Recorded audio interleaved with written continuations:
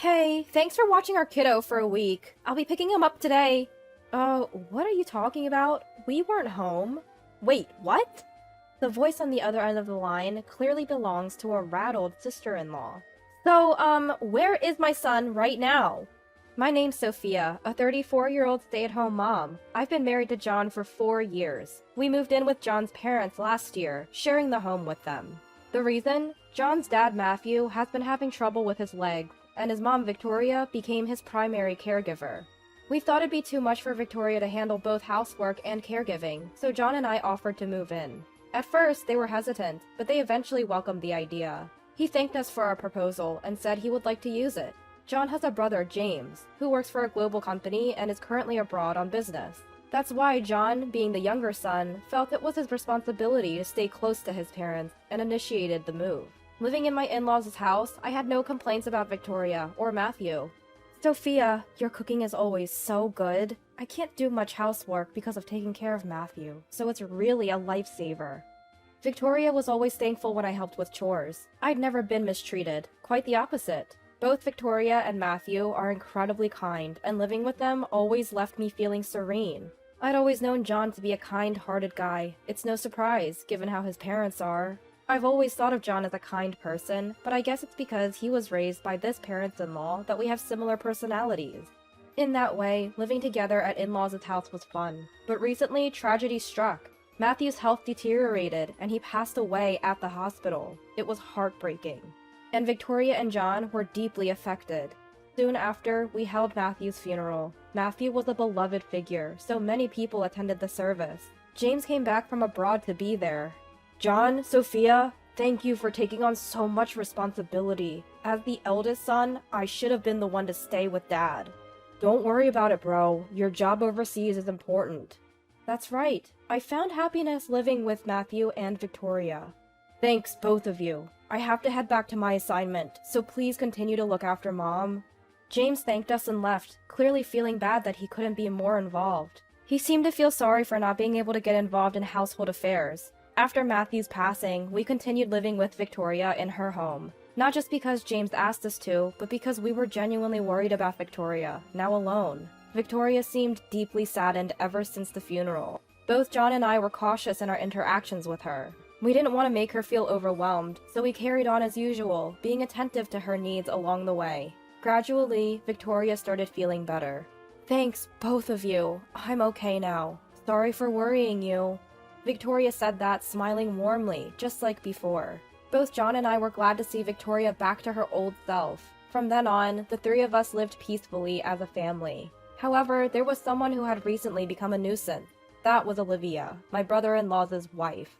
Hello! Looking forward to another great day! Oh, she's back again. Olivia frequently drops off her son Alexander with us. Alexander himself isn't a bad kid. In fact, he's quite well behaved. However, Olivia leaves her child with us without considering our plans. At first, we thought it might be a good distraction for Victoria, who had just lost Matthew. Seeing her grandchild would likely lift her spirit. And indeed, Victoria seemed happy spending time with Alexander. But it was becoming exhausting with how often Olivia was dropping him off. Apparently, Olivia works part-time on the weekends and can't take care of her son during that time. Alexander is only 5. He can't stay home alone. Victoria must be free now that she doesn't have to take care of Matthew anymore. That's what Olivia selfishly claimed. She wasn't wrong, but that didn't make it okay to impose her child on us. I wonder why she doesn't work during the weekdays when Alexander is at preschool. That way, she could pick him up after work. It's puzzling. Do you think my brother knows about this? I mean, if he's in a global company, does she even need to work this much? John and I had that conversation. When Alexander gets dropped off during the weekends, John can't relax after work. I also have a part-time job during weekdays, so I'd rather have a peaceful weekend with John and Victoria. Our plans get thrown off when Olivia suddenly shows up to drop off her child. Finally, John and I asked Olivia to minimize the frequency of her visits. We have our plans too, you know? It's troublesome when you keep leaving Alexander here. Oh, what plans could possibly be more important than my job? Olivia retorted defensively. John shot back. Why don't you consider working weekdays? Alexander is at preschool then, so there's no need to leave him here. This infuriated Olivia. How terrible! You people don't care about family at all. It's sad to have relatives like you. Olivia says, getting emotional. She screams so loudly that John and I were taken aback. Sophia, John, let it be. I enjoy spending time with my grandson, so it's no problem for me. Victoria stepped in to mediate. Good on you, Victoria. I knew you'd say that. Alexander seems fond of you, and it's better to leave him with someone we can trust. Although, John and Sophia, you've lost a bit of that trust with this. With a smug look on her face, Olivia made that comment. Ever since then, the frequency of her dropping off Alexander increased. Lately, she's even been bringing him over from preschool until the evening on weekdays. I was surprised to find Alexander at home when I returned from my part-time job. Sure, it's tough for her to look after the kid alone while James is away on a business trip, but she's definitely taking advantage of us. At this rate, we're practically taking care of Alexander half of the month. Once he's with us, we often end up feeding him lunch, snacks, and sometimes even dinner. And Olivia doesn't give us any money for food or anything. The burden keeps increasing on our end, and it didn't sit well with me. But Victoria accepts everything, so neither John nor I could say anything further. Amidst all this, an unexpected incident occurred. The weather had been scorching hot. The moment you step outside, you're dripping with sweat. Though we were all cautious, one day I came home from my part-time job to find Victoria had collapsed. We immediately called an ambulance, and they confirmed it was heat stroke.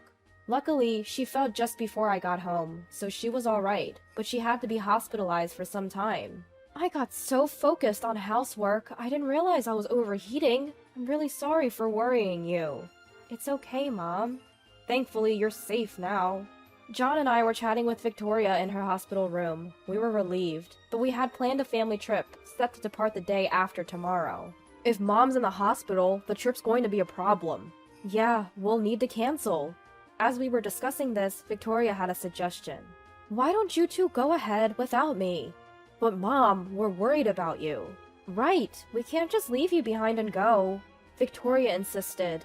You two always help me out, so now's the time to have some alone time as a couple. I'll be fine, I'm in a hospital after all. Feeling encouraged, we decided to proceed with the trip. It's a waste to have to pay the cancellation fee for 3 people. If I'm the only one who doesn't want to go, maybe I can change it without having to pay anything. After being encouraged so much, we decided to go on a trip as well. John is also on summer vacation, so we decided to go on a trip as planned. John and I got into the car early in the morning on the day of the trip, and headed for our Ocean View hotel. We were so excited for a trip as a couple after so long. We even stopped at various shops on the way and had a good time. We found some knickknacks that Victoria would like in a chic boutique.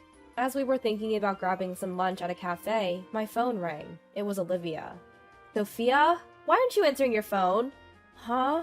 I called an hour ago and even sent messages. Oh, sorry. We're out at the moment. Must be nice, going out while I'm working. Huh? And so, the usual passive-aggressive comments began. So there I was, thinking everything was fine, when Olivia dropped a bombshell. Look, I left Alexander by the front door. Take him inside and look after him, would ya? What? Alright, you handle the rest. Wait, hold on a sec. Before I could say anything more, she hung up the phone. I tried to call her back several times, but it seemed she had turned off her phone, probably annoyed with my constant calling. I immediately consulted with John. Even though it wasn't that hot today, it's still summer. Leaving someone outside for hours could lead to heat stroke. And seriously, who leaves a 5-year-old alone outside? Problem was, John and I were already far from home, as we left early in the morning. Seeing me panic, John calmly said, Relax, let's think this through. I'll call bro, he's probably off work today. With that, John called James. Fortunately, James picked up quickly, and John explained the situation. James was shocked and gave us the contact number for Olivia's parents right away. John then called Olivia's parents, explained the situation, and they agreed to pick up Alexander. Turns out it was a blessing in disguise. Olivia's parents lived only about an hour's drive from us, so they could pick up Alexander without much trouble. Apparently, Alexander was sitting in the shade, looking distressed. Olivia's parents quickly gave him some water and took him to their house. He was safe for now. John and I felt relieved and went on to enjoy our trip. But man, Olivia is one exhausting person. We agreed that we needed to give her a piece of our minds. But what happened next was beyond what we could have expected. About a week later, Olivia called me. Hey, thanks for watching Alexander for a week. I'll pick him up today. She spoke as if she'd done nothing wrong. What are you talking about? What do you mean, what? Got a heat stroke and lost your mind? I said I'm coming to pick up Alexander. We weren't even home. What? We were out of state when you said you left Alexander at our doorstep. Couldn't come back. Olivia was clearly shaken over the phone. Then, where's Alexander? He's at your parents' place. At my parents'? Yes, they've been watching over him. No way! With that, Olivia abruptly hung up, most likely headed to her parents' place. About an hour later, Olivia showed up. Where's Alexander? Huh? The moment she entered the living room, she was speechless. That's to be expected, because there we all were. Olivia's parents, us, Victoria, and even James. Why is everyone here? Olivia seems confused. Then Olivia's parents spoke up. You really are beyond help. Mom? What's going on all of a sudden?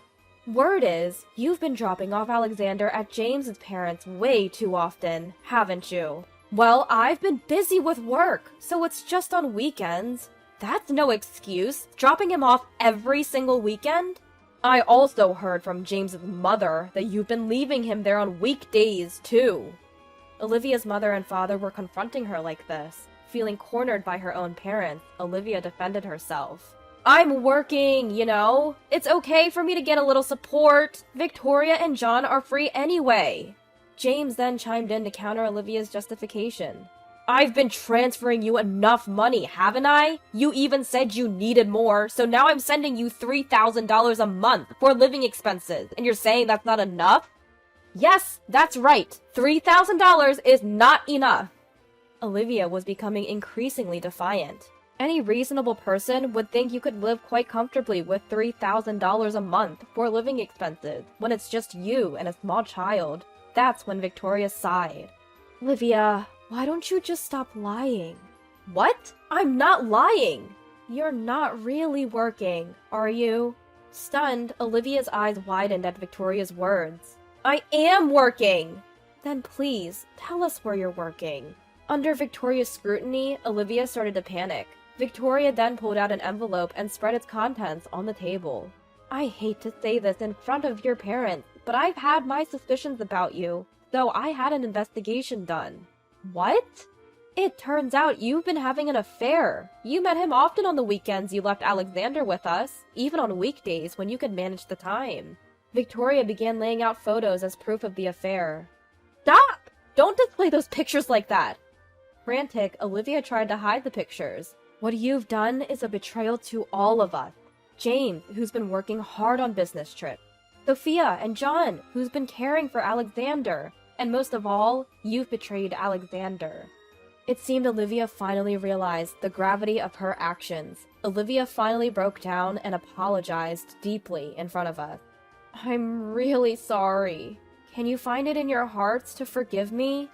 Olivia kept apologizing. But some things can't be fixed that easily. James walked up to Olivia and handed her a piece of paper. These are divorce papers. Let's end our relationship.